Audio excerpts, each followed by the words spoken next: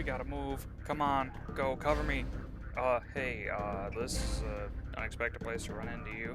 You understand why that shit's happening right there? Hmm? Let me tell you. They put fucking Soul Ring on the Game Changers list. But you can stop this. Take this time walk. I've spent my entire life savings on it. Go back in time and change the past. Do it now! I'll cover you. Go! Hey guys, it's LMG here, and if you've been around the channel for my Magic videos like this one, you should know by now what these symbols mean. The Game Changers list. Magic's fancy schmancy brackets list to figure out how strong your deck is. But what gets a card slapped on this list? What makes them that strong? And why shouldn't other cards be on that list, I hear you asking? Well, let's get into it. Now, I'm sure you've seen this list by now, and this is kind of daunting to read at the beginning, and it's hard to decipher why exactly a lot of these cards are on the list for you. So here, let me make this a lot easier for you. Yeah, there we go. Nice and highlighted. What does it mean? Well, green is consistency, red is stacks, purple is baby's first win con, and blue is it's probably too good. So starting off, we have consistency. Consistency can be in the form of mana going way too fast, too many cards drawn all at the same time, or finding a tutor to find the specific thing you need for right this second. Now, obviously, mana being too fast leads to a turn 1 Emrakul. Too many cards lets the blue pair suddenly have 18 counterspells in their hand. And tutors let you go search your deck for whatever you need for just this right moment. If you knew what a Rolodex was, here you go. Here's your senior's discount. Next, we have to talk about stacks. And just a little bit of a history lesson here. Stacks originates from the term smokestacks, which was a vintage deck put together that essentially made it so other vintage players couldn't play the game. And stacks is annoying. Stacks is irritating, and that's why they got a lot of game changers. It's a necessary evil in the game, but damn does stacks decks make you feel like shit. So, something that makes something stacks. It makes you pay mana to do basic game actions, such as have creatures. It stops you from taking game actions, such as searching your library. Or it resets the game so hard that it's hard to come back from for anybody, and it's a big waste of time. Something like Sway of the Stars. Sometimes, as scary as this can be, stacks can go even beyond and get freaky with consistency. And now suddenly you have cards that make you not be able to have your creatures, but opponents can. Rishik Study makes you pay mana or else opponents draw cards. Klex and Jin say, I can have all of the mana and cards, but you get none of that. Come on guys, you're making us have a real bad name here as Phyrexians. Stop it. Next on the list we have Baby's First Win Con. Now what I mean by this is the cards that are way super easy to win a game with. I'm talking Thassa's Oracle, I'm talking Coalition Victory, and Underworld Breach. Thassa's Oracle, you build the deck to have Leveler, to have Ad Naz, to have whatever card you want in the deck. Sorry, not Ad Naz. I don't play enough CADH, but there's, I believe, 2 separate black sorceries that you can just voluntarily mill your deck out. The name escapes me. Hey guys, it's Editing LMG here, and the cards I was looking for was Demonic Consultation and Tainted Pact. Ad Nauseam is a draw advantage card. But also, this is just crazy how many cards go combo off with Thassa's Oracle. You got Doomsday, as long as the bottom 5 cards aren't blue. Leveler, Hermit Druid if you're not playing basics. Divining Witch.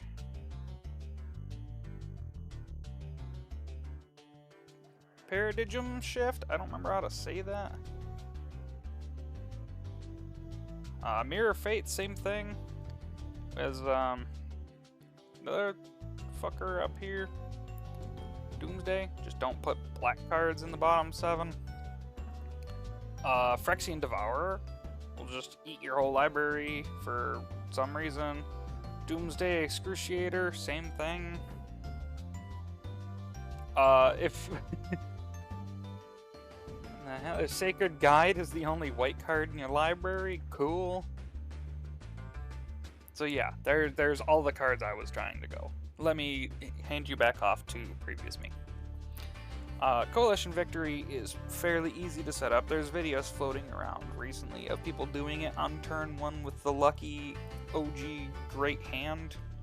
And Underworld Breach is Spellslinger's wet dream, where they can just ditch a ton of cards out of their graveyard pile to just win. And I know what you're thinking. LMG. What's the difference between Thassa's Oracle and Labman? Why is Labman not on this list? He says if your library has no cards, you win the game. It's this little thing called Interaction. Labman has to do it on your next draw.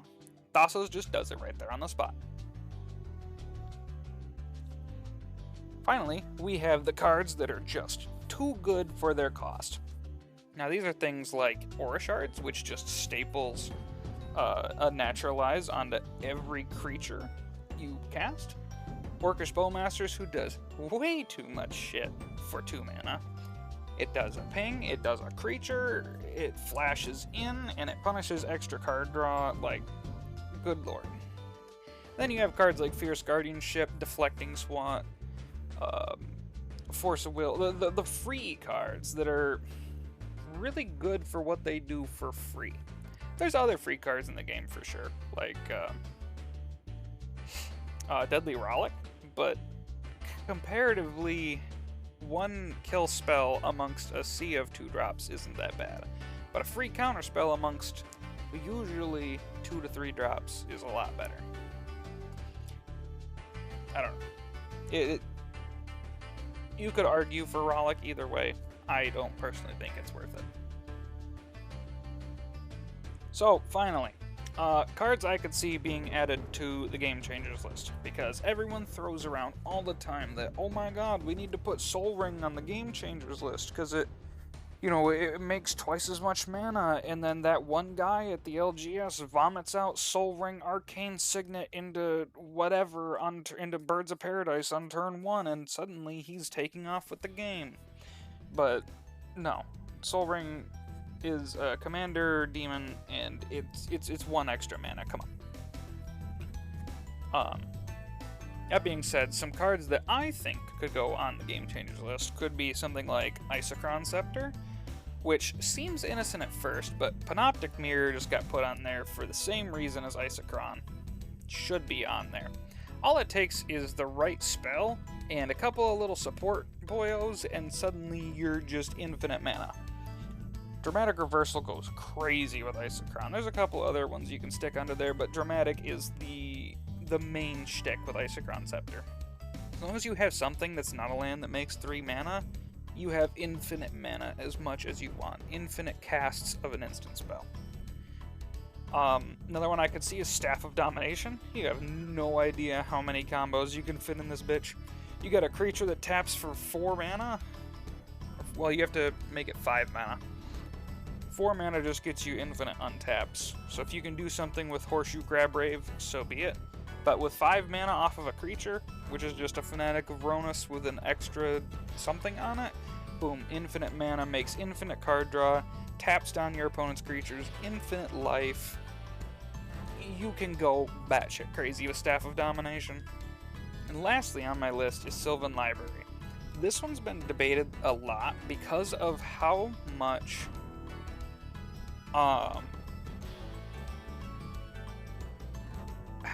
it does versus how much the trade-off. So for the giant block of text on this Sylvan Library, and it's even bigger on the old one, essentially what it boils down to is you can choose to draw an additional 2 cards. Essentially, this shit works like Brainstorm. You look at the top 3, You can choose to get an additional 2 cards on top of the card you would already draw, but for each one of those you do, you have to pay 4 life, otherwise you put it back on top. So technically you get draw 3 for 8 life every turn. It's like super Phyrexian Arena, but you get the choice to.